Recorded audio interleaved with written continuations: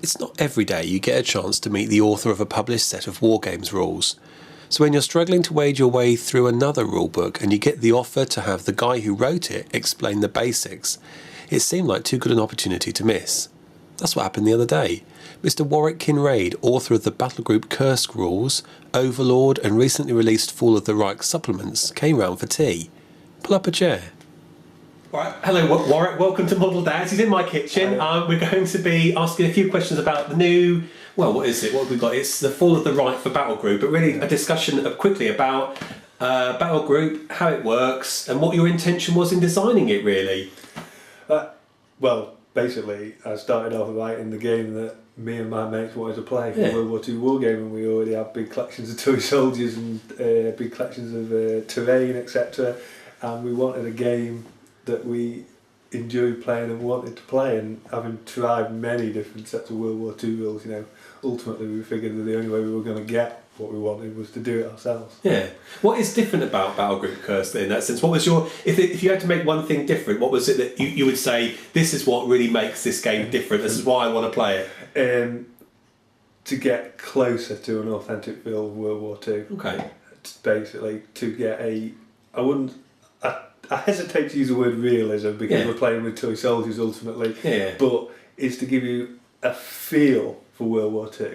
So who would you say it's aimed at then, really? I mean, certainly I would say at older gamers. It's aimed at me and my gaming. How old are you? My I'd say 40-something. Same as me. Yes. And that's not to say that it's preclusive, because I think it's not a complicated game at its heart. So the mechanics are straightforward. Yes. Yes. And much of it recognisable to anybody who's played any sort of tabletop war games. But ultimately, it was for my gaming group and the people I play with.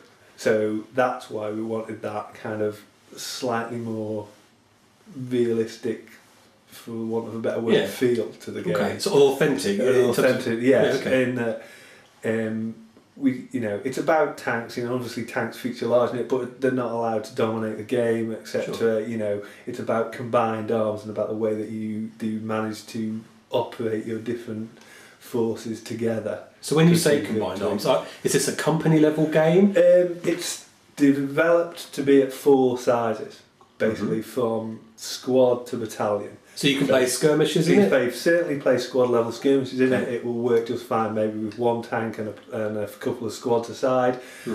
Most people play it sort of platoon level, which will be, that's the minimum infantry requirement. Okay, platoon. To the side will be a platoon, and it's 1-to-1.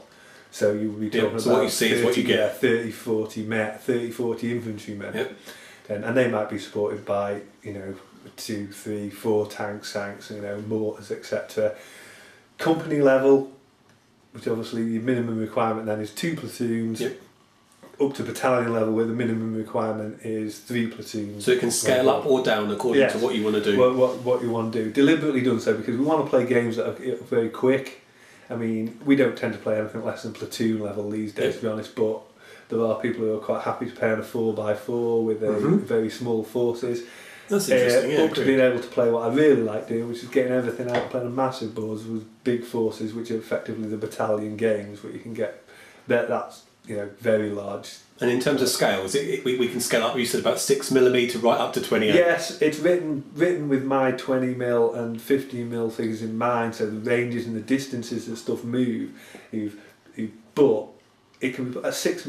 People play it at 6mm and don't change anything. People play at 28mm and don't change anything. So if I'm looking at playing this, what do I need to play? Because I'm coming at it from a Flames of War background. And I was worried about the basing when I read it, but I understand that basing isn't an issue. No, basing's not an issue. You just have to keep record of casualties on the base, basically, and remove it when everybody's on the base is killed. But there is no prescribed basing. So my own collection has got like guys individually, guys in 2s, guys in 3s or 4s, little dioramas of machine gun teams on one base. It's in much the same way as the 50mm bases work as well. Okay. It doesn't matter. Okay, great. Well, let's have a look then about how the core mechanics play. If you could talk us through some of the core mechanics, and we'll take it from there. Yeah? So if you're going to talk us through a turn sequence then, a basic turn. We're at Carentan, we've got US airborne forces dug in a farm and they're being visited by some friendly German grenadiers, or Fallschirmjäger. So talk us through how it works then. Right, so if you have your force, and I would say this is probably going to be a sort of platoon-sized game, quite a small platoon-sized game. And the way the game scales up is that the bigger the game size, the more orders you get to issue. And for platoon size game, you get 2d6 orders, which is then modified by the number of officers that you have in your force. Okay. So let's, for example, and an officer will be something like the platoon commander, the tank squadron commander. There's a few other special guys as well, like there might be the recce commander or whatever. So you might have, say let's, for the sake of argument, the Americans have got one officer, their platoon commander in there, so they will be rolling 2d6 plus 1. Okay. And if we say that one of these studs is the command tank, then maybe the Germans have got one officer as well, and they're rolling 2d6 plus 1. Cool. And that is the number of orders that you get to issue. So for the Americans, if it's the Americans' turn, you start by rolling that. They score 5 and add 1, they can issue 6 orders. Okay. And an order is to an individual unit, and each individual unit is, say, that machine gun team. I see. Okay, so so you aggregate. It's moved up to not individual figures, but it's a team or a squad. Okay, great. Individual tanks, so that Stug or that TIE tank, even that Kubelwagen, if it were to move, is a unit. And requires an order. So as you can see, 6 is not a lot. You're never going to get to. Not everyone's going to move. Not is it an I go you go game? It is an I go you go game with some interruptions. Some interruptions. Yes. Orders, there are your basic standard for orders are generally when you issue a unit an order, it generally gets to do 2 things. So if you give it the top speed order, it will be able to move and then move again. Right. Okay. Yep. Yeah. And that's one order. That will be one order. Okay. So when generally the way it's not universal, because there are a few orders that differentiate from this, but generally, if you issue a unit an order, it will get to do 2 things from move and shoot. So it can stay still and fire twice. It can move then shoot. It could shoot then move, or it could move, giving you the low-level tactical flexibility. If you choose to shoot twice, you can shoot at 2 different targets. Okay, split your as fire. Well as split your fire. So you could say, I will, for instance, if you were given an order, say to that machine gun team, he might say, I'm going to fire at that infantry squad twice. Okay. Or he might say, I'm going to fire at that infantry squad and then at that machine gun team. Okay, no problem. Which means that stationary units generally get to put down quite a lot of fire. Okay. Stationary anti-tank guns become quite dangerous. I see what you mean, because that becomes quite devastating then, because they potentially fire at 2 tanks. Gosh, okay. They become quite dangerous. So being immobile gives you that sort of firepower. Of course, it has the disadvantages is that you can't move. Fixed. Okay. But, so the tanks, in this case, so we have, let's say, 6 orders, and the way you resolve them is you issue an order and then resolve it with that squad immediately. So it's not like you go all 6 orders and then go back. It's like you can do something. So you are committed, so you can evolve it depending upon how it works out. Throughout the turn. So, and you might think the first thing I want to do is fire that mortar. And well, for that you need someone who's got the mortar spotter ability. But for the sake of argument, let's say this is the platoon command section. He's got the mortar spotter ability. He could fire that mortar over there. So the way that you would do that is say, first of all, he's going to request the mortar fire. That would be his order. Takes his entire turn. Place the marker down at the target point where he wants the mortar to fall. And let's assume he's going to mortar that hedge there. So can you, what line of sight? If we say he must be able to see the target. Okay. He must be able, it's a point on the board, not a particular enemy unit. So good. So you can indirectly fire, like as historically happens. So I say, I want you to fire at that chimney over there, not because I know that I don't need to worry about not seeing the enemy. I can fire on fixed terrain. Yes, exactly. Okay. So that would be one order used. What you would then need to do is radio to talk to the gun. Okay. Now, in this case, communication checks are a 3-up dice roll. Okay. If you have a signals unit on the board, you can re-roll that. Nice. Okay. So if, say, you had a communications relay team or a forward signals in this case will probably be the radio jeep. Yeah, okay. If you fail the test, you can re-roll. And that's generally what they do. You don't do a hell of a lot else on that. No, but that's nice, a bit of flavour. Yeah. So he fails. He fails, yeah, okay. But he doesn't have any radio equipment, so he fails the battery's not going to shoot this thing. Okay. Now, does that eat up his... That eats that's up... his order's gone. Okay. You don't use... You would have used another order to fire the mortar. But you don't have to do that. Okay. Because the mortar never got... Yeah, never got the message. Okay. So one order gone. Okay. Next order might be, I'm going to double move this infantry squad. Yep. Infantry move basic 5 inches. 5 inches. So a double move would give them a 10-inch move. They are not affected by very much terrain at all. Okay. They're very. One of the main advantages of infantry is they go places. Yeah, good. So they might go 10 inches and say, oh, let's say they move up a lane here, unaware that there's a stug at the end of it. Okay, 4 Americans. So that's an infantry squad move. Yeah, yeah. That's a second order use. The third order might be, I'm going to send this bazooka team. Yep. And it's going to move and then shoot at that stug. Okay, yeah. So you can make a 5-inch move, Yep. again not affected by... The only terrain that affects infantry really is things like barbed wire. Fair enough. It's assumed that you're a person that you can get over a hedge or get through a hedge or whatever. Somehow. Yeah, yeah, agreed. It doesn't slow the game down. So then he would say, and I'm going to shoot at that stug. Okay, so is there a penalty for shooting and moving? Yes, we'll get to that in a second. Okay, cool. Right, the first part for shooting is there's 2 modes. Right. Area fire and aimed fire. Okay.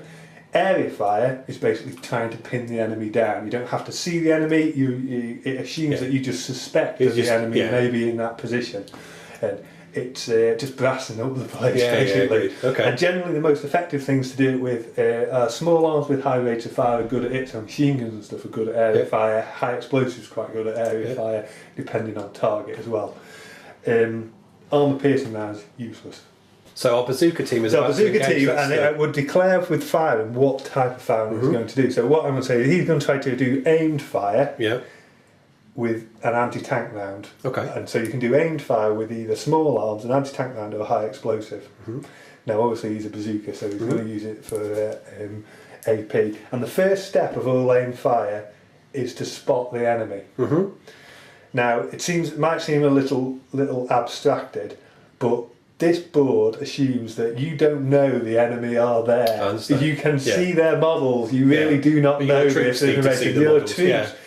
You are not that man. No, agreed. Right? No, that's good. Agreed. Yeah, you are over here somewhere on the radio. Yeah. How is he? One, it's not just spotting. Is he ready to engage the enemy as well, or is he prepared to? Because let's assume that also another assumption of the game is that the model terrain doesn't precisely represent exactly. So it's an abstraction. Yeah, there could be a ditch there, or some more bushes, or something that just obscures his view. Yeah. Maybe he's busy crawling down the ditch and not ready to engage that stug. That sounds good. So what the spotting test is the spotting test is it's the hardest thing to see in the game is infantry who haven't fired. One of the major advantages of infantry is that once they get into cover they can be quite hard to see, especially small teams, which are less than 3 men.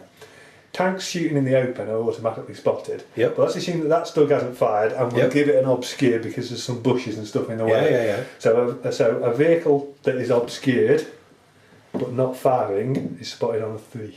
Okay. And it's a D6 roll, and he gets a 3. Yeah, it's a 3, and he's seen that stug. So there it is, lurking beyond. Yeah, along the gaze, he pokes his head up out of the ditch and goes, "Enemy armour," and grabs his bazooka.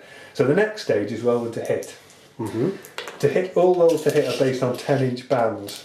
So 10, 20, 30, 40, 50. The maximum range of the bazooka is a 10-inch. Okay, So he's in range. Yep. The basic to hit with it will be at that range will be 2s. Okay, wow. I've just said that. And now I've just said that, I need to check. So you've got a reference sheet at the back of the book then, yeah? Nice. It's perforated, it pulls out. Oh, it perforated. Won't affect the spine. I know people don't like to pull it out, but that's why it's replicated there, because if you lose the one you pulled out, you wouldn't have one. Nice. So the one that... So it's designed by wargamers for wargamers. Oh no, sorry, basic... So an AP shell at under 10 inches needs 2s to hit and is then modified. Target move last turn. Let's say it didn't, it was part there. Okay. Target is obscured. Yeah, we said it is. By the bushes, it's -1, he needs a 3. Fire and moved. Yes. Yeah, so we did that. Yeah. So these are 4. Okay, so 4 up. 4 with his bazooka round. 5. Hits the front of it. Okay. So he's hit it. Boom. So the next thing to do with an anti-tank shell is to work out whether it's penetrated. All vehicles are rated for armour front, side and rear on a scale of 1 to 15, which is A to O in a letter.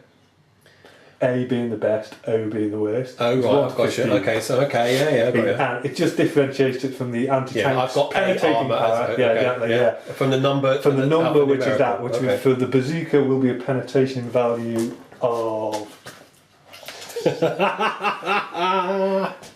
Excuse me for not having this. No, not at all. It's not a problem. You look it up on here. Allied guns. Infantry weapons, bazooka, AP shell, penetrating on 6s. A 6.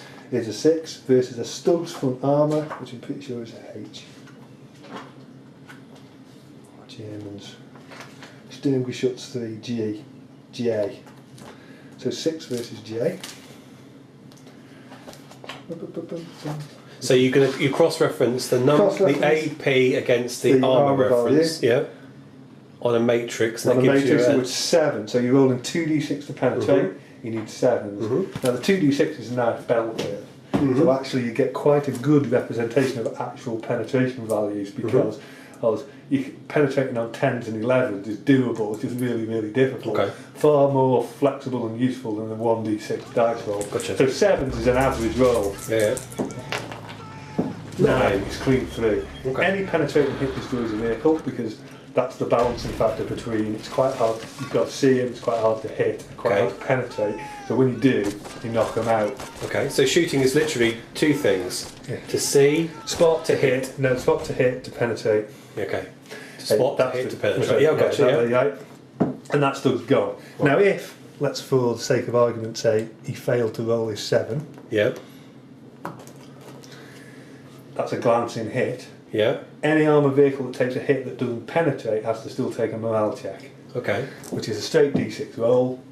The way the game works is high is always better. Yeah. 1 is always a terrible roll. 6 is always good. It's always reassuring. 3 in the middle. In the middle, and for an armoured vehicle, I think that's okay. If he'd rolled a 1 or a 2, he would be pinned by that shot, and you would mark him as such. Okay. Yeah. That is the coup, panicking a bit. Okay, yeah. But in this case, he's hit it and blown it sky high. Yep, indeed. The loss of a unit requires the taking of a morale chit. Right. And each of these battle groups will have their own morale rating, battle rating. For the sake of argument, for the Americans here, it might be about 16.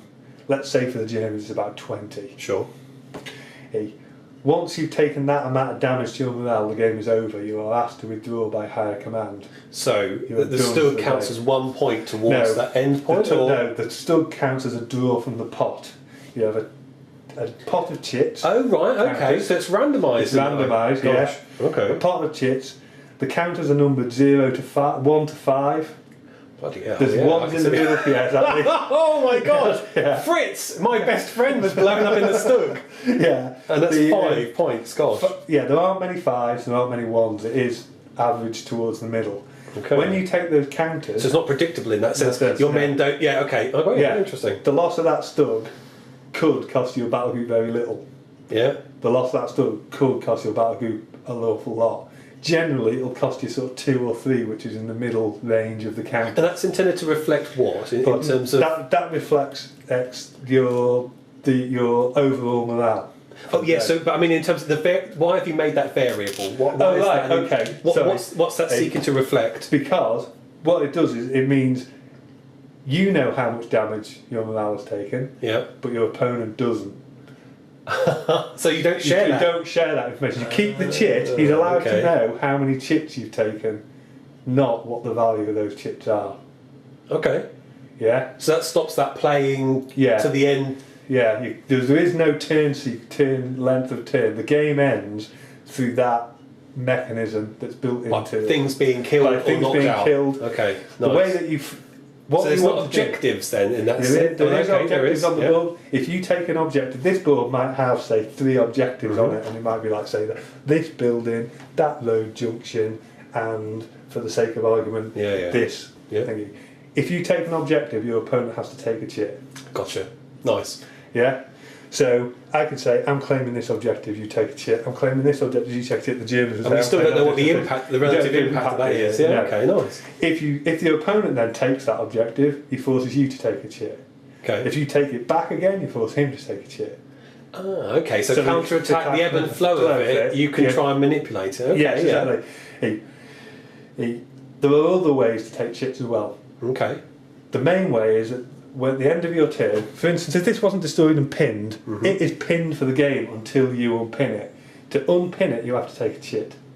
And that counts as an order? No, it doesn't count as an order. It's the last thing you do. So you take it. So you to unpin it to make it usable. You have to take a chit, and a D6 unit to become unpinned. How interesting. Okay. So you could potentially draw a counter that was value 5 and roll 1 and go, I got 1 unit unpinned, in which case I could say my Stug's back in the game. It is the last thing you do in your turn. So you will have missed a turn with it. Anything that's pinned will miss a turn. Okay. And so it's effectively out of the game for 1 turn, and it's effectively out of the game until you're willing to unpin it. The dice roll then, that what does that, the dice roll, you roll the die, why are you rolling the dice? Because you take a chit, it removes the pinning. You take a chit per dice roll you want to make. If you've got 8 pinned units on your side, you might think about taking 2 chits to roll 2d6 to remove them. Now, obviously, it's always going to be a judgment call on what those units are, how important they are to you at the moment. If you're tag tanked in the thick of the battle, and I suppose that represents the officers sort of trying to move on this particular part of the battle. This is the guys getting back in the battle, effectively. I think of it as things like, basically, for infantry stuff, it's just going to ground and staying the hell out of the front line. For tank crews, it's tank crews becoming hesitant, panicked, even abandoning their vehicle briefly, getting out and taking cover, and then getting back in again. I think about getting back in again when they become unpinned. Yeah, gotcha. It's very easy to pin. Infantry are quite easy to pin. It's very easy to pin soft skin vehicles, so anything you shoot at a soft skin vehicle will end up pinning it. So in that turn, in how long does an average platoon game last then? Because if everyone's because pinning happens quite easily, everyone's taking chits to unpin. The score is going up. When it reaches your morale, the game is over. How long does a game last then? I would say this game, for people who were who knew the game and were having to refer to the rule book, basically were playing on the fast play sheet. I'd say this game will be over in an hour and a half, 2 hours. Okay, cool. Okay, so it's about 2 hours. Sometimes games can be over very fast if you're unlucky in ship doors. So the issue would be then, if you expose yourself in the game to fire, you're starting to get into trouble straight away. So it's going to be about keeping it in the cover. You'll find that things like infantry in the open whittle away really fast. Yeah, definitely. Fast. And therefore build up chips really rapidly as well.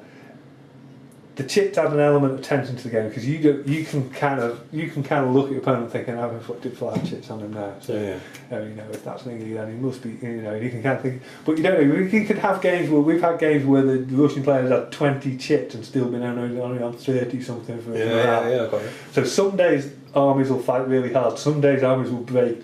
Hey, when you collect your army, you're setting your over battle rating is an important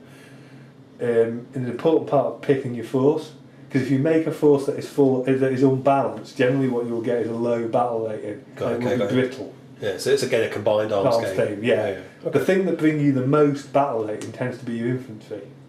The thing that brings you the least battle rating tends to be your artillery, with a tank somewhere in the middle. You take an infantry only force, they'll really struggle to deal with enemy armour. Okay, good. So you want a bit of everything. So that's movement, shooting, morale. That's basic shooting. Morale, there's 2 morale systems in it. There's the overall Battlegroup morale system dealt with by the counter set. There is unit morale, which is effectively whenever an infantry unit takes a casualty, it needs a morale check. Whenever an armoured unit takes a hit that doesn't penetrate, it needs a morale check. it's a straight D6 roll. 6 generally is fine. Quite often what the result will be is a pin. So you've got morale that works to end the game and reflects the overall chain of command. There's too many casualties, pull back or stop. And then you've got individual parts of your army that might freeze or be destroyed or melt. Exactly, so individual units, like say there, that stug then becomes pinned, and then I might say, right, the next thing I'm going to do is I'm going to use my sniper in this building, and he is going to use area fire twice at that squad. And what area fire generally does is cause pinning. You're unlikely to kill very much, but he would say twice, and then the way that would work is you would cross-reference his rate of fire, which is 1 because he's a sniper and 1 man with a rifle, against the target type and range on the area fire table. So you would say he's rate of fire 1, firing at 10 to 20 inches. That infantry, he causes pinning on a 5, and that's a 1 dice roll. But he's doing it twice because he's got 2 shots. Yeah, he got 2 shots. So I gotcha. 1. So he pins them. They're pinned, and they get a cover save against that. Okay. So they're in. Let's say they're behind a blockage and in hard cover, which is a 4+ save. They fail it and become pinned. So that sniper fire has now got their heads down, and they're pinned. So as a German player, you've then got your Stug pinned, your infantry section pinned. You're being then faced with a decision about what you unpin, what you're prepared to pay for that unpinning relative to what your plan is. Or you're then compelled to move other elements of your force. Oh gosh, okay, I can see that. It's interesting. Yeah, because then you might think, if you've already taken a lot of chips in the game and are getting towards break point, one of the big giveaways is they stop unpinning units. Yeah, okay, interesting. Because and what people tend to do is early in the game they unpin a lot because they think they've got lots of battle rating to play with, so they think, yes, I'll unpin them. Even say if they weren't pinning, so you've got to have a plan, really. I want my Stug, and I'm going to unpin him, and you take the shit. And you, being the only thing pinned on the board, he would get unpinned. And those early ones come back to bite you later on. Agreed. So you've got to be really clear. You've got to think clearly what your plan is and execute the resources accordingly. Exactly. You've really got to. Is it necessary to unpin that Stug now, or can that other Stug move up and do the job? Yeah, gotcha. You're going to be out of the game for a turn at least anyway. Yeah, that's the upside of being pinned. So you've really got to deploy your forces very clearly. You've got to think about what the consequences are for you later on in the game. Yeah, it's good. Okay, cool. Exactly. I understand. So yes, nice. Yes.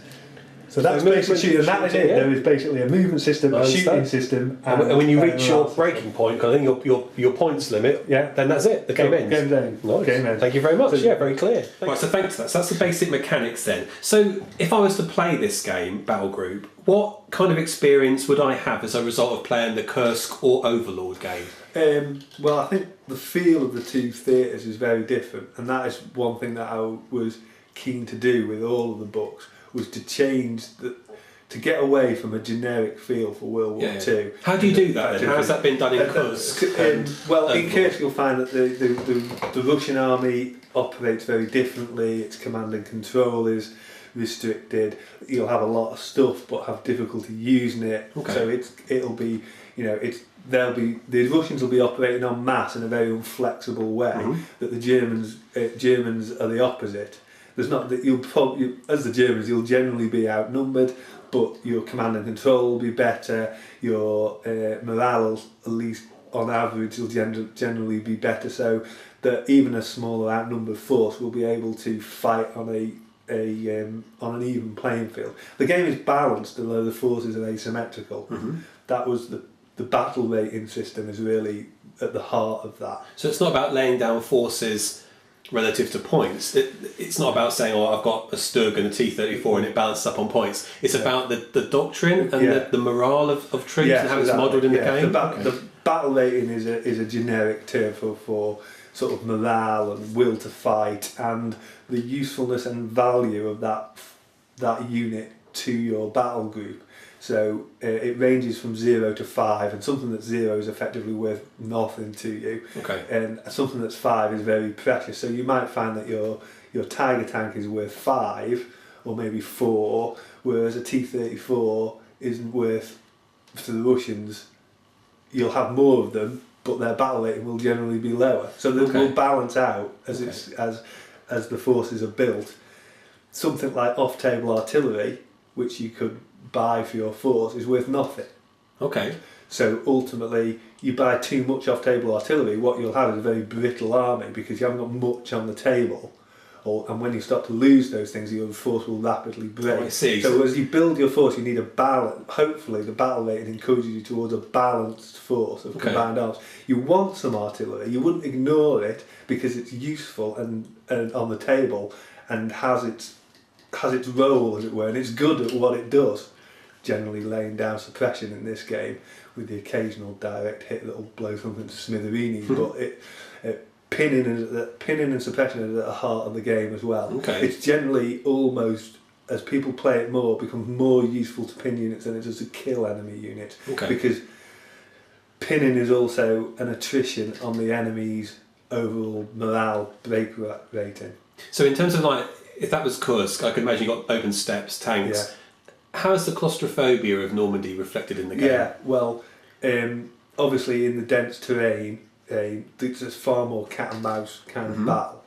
Or the with the ranges and stuff being so much shorter generally, that the tank combat becomes more lethal at those ranges because the way that the anti-tank firing works is the penetration value of the guns is obviously is superior at shorter ranges, and so you'll knock out tanks and kill them at those shorter ranges, which means you can't afford to get seen as easily. Okay, so you've got to use the terrain. You've got to try to use that terrain to try to keep it. The tanks are generally slightly more expensive than they will be on the Eastern Front to represent their slightly more scarcity, and two, is their value to the force as well. So the loss of a tank hurts you.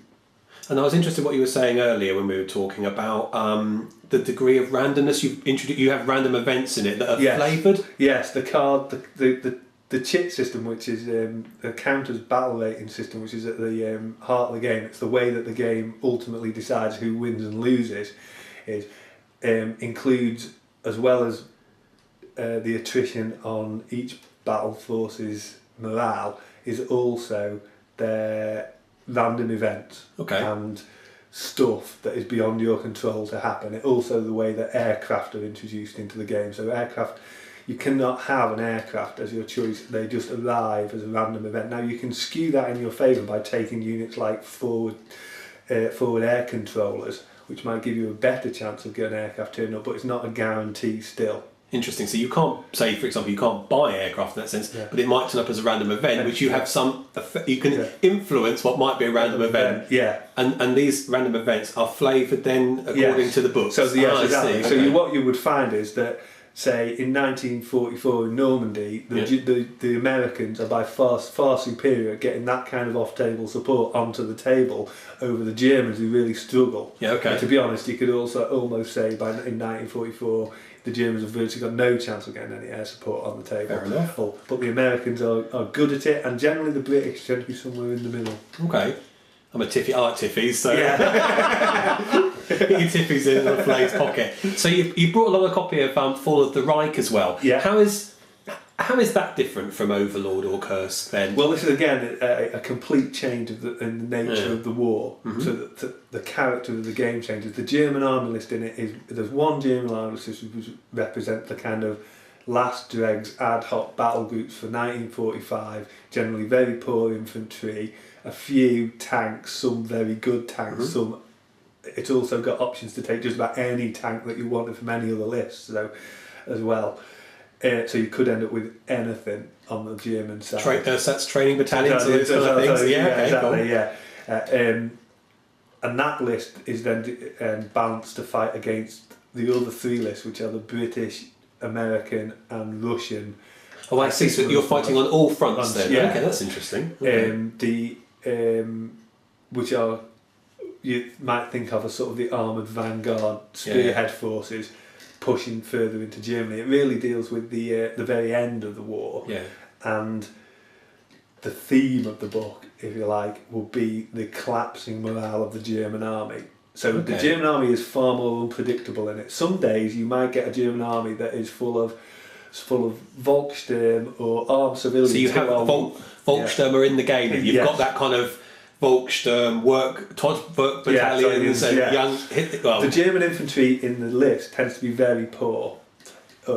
Volksgrenadier, Volkssturm, and what we've called auxiliaries, which is basically any armed non-military units, which are like firemen, training workers, factory workers, all that kind of stuff that were armed at the end, and they have a use in the game. They are very cheap infantry at the end of the day, but not particularly useful to you, and not worth much in break rating towards. And how are the Soviets? Because I'm interested in late war Soviet tactics. Yeah. How are they different? How do the Soviets play in the game? Oh, the Soviets in it. Well, by 1945, you see, this is hopefully people will start to see what we want to do with the system. Is that comparable to the 1943 Battlegroup Kursk Russian army has changed completely. Their command and control has improved. Their access to artillery and flexible artillery has improved. Combined arms. So they get far superior combined arms. More, to be honest, they have become more what the Germans were. So that's what I think. Yeah, I agree. That's what I've read. Is like Kanye ever said, it was bourgeois blitzkrieg or whatever. It's like we're going to turn it into a Soviet doctrine. Interesting. Exactly. Okay. So that they become the army, an army that is more, that functions more as a combined army, a more flexible army than the kind of brutal sledgehammers that you get in the war. That's reassuring, because that I don't think that's reflected in some games where you have that transition in Soviet doctrine. Yeah. So what I'd like to do is that eventually I'd like there to be 5 Eastern Front books for 41, 42, 43, 44. Well, I was going to ask, because you've got Kursk 43, you've got Overlord of 44, Fall of the Reich 45. What's next for Battlegroup? Oh right, well. I'm currently starting for release next year in 1941 Battlegroup Barbarossa for early war on the Eastern Front, which will deal with fighting in 1941, and should include kind of, as well as the Germans and the Russians, all the Axis stuff as well. So the Romanians, the Hungarians and the Finns and stuff will put in an appearance for there.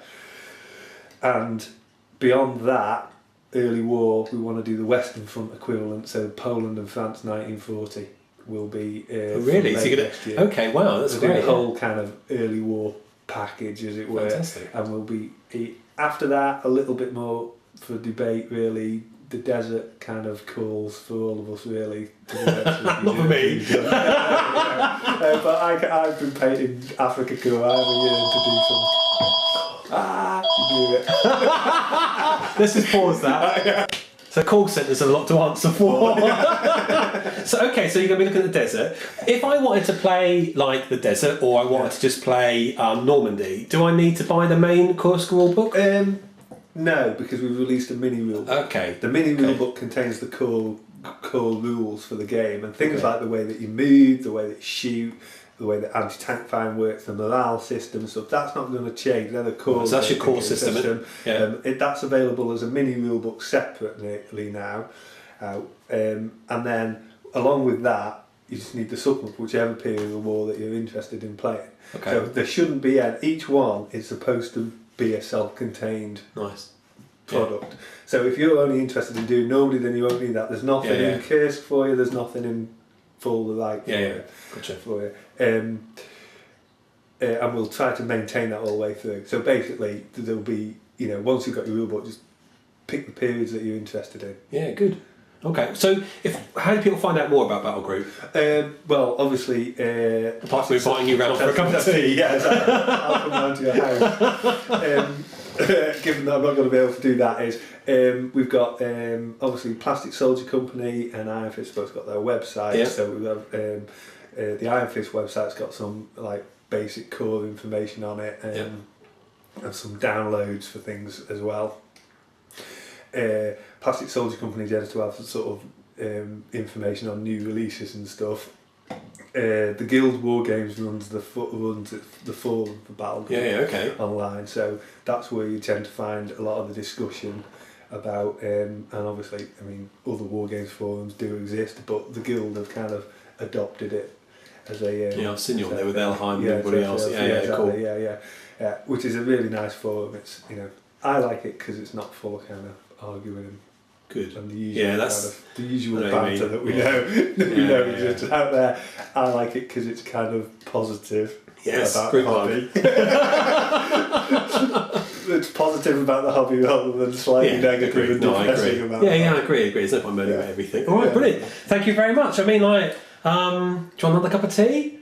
I'm alright. Lovely. All right, no worries. Thank you for coming over and talking to us. No problem. Much appreciated. No problem. Cool. So there you go. Tea with Mr Kinrade. I guess I've got no excuse now not to do the review.